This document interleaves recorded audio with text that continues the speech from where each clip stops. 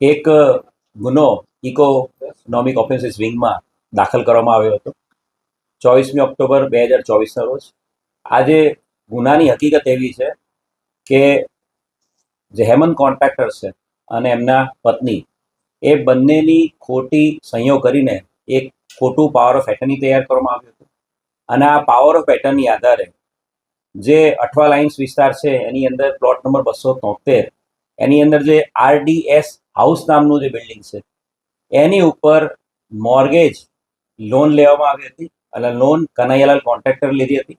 અને લોન લેવા માટે જે દસ્તાવેજ આપવામાં આવ્યા હતા એ આ ફોર્જ પાવર ઓફ એટર્ની આપવામાં આવેલી હતી.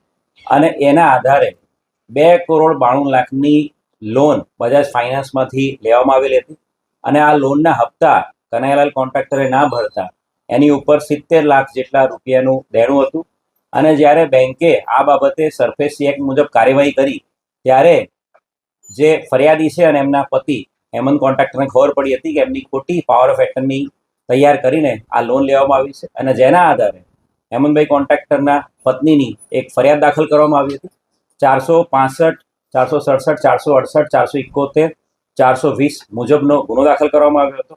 આ ગુનામાં આરોપી કનૈયાલાલ કોન્ટ્રાક્ટર સૌપ્રથમ હાઈકોર્ટમાં બેલ માટે ગયેલા હતા અને ત્યારબાદ એ સુપ્રીમ કોર્ટમાં બેલ માટે ગયેલા હતા. સુપ્રીમ કોર્ટે તાજેતરમાં એમને આપેલી વચગાળાની તમામ રાહતો રદ કરી નાખી છે. અને સુપ્રીમ કોર્ટે એમની આગોતરા જામીનની અરજી છે એને પણ ડિસ્પોઝ કરી દીધી છે. અને જેના આધારે આ આરોપી કનૈયાલાલ કોન્ટ્રાક્ટર એને ધરપકડ કરવાનો માર્ગ ઓપન થઈ ગયો હતો. અને આજે વહેલી સવારે ઇન્સ્પેક્ટર હળિયા અને એમની ટીમ દ્વારા આરોપી કનૈયાલાલ કોન્ટ્રાક્ટરની ધરપકડ કરવામાં આવી છે.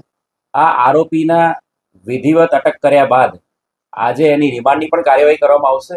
અને જે પાવર ઓફ એટર્ની બજાજ ફાઇનાન્સમાં રજૂ થયેલી હતી એની ઓરિજિનલ દસ્તાવેજો અને અન્ય પુરાવાઓ એકત્રિત કરવાની હાલ કાર્યવાહી ચાલુમાં છે.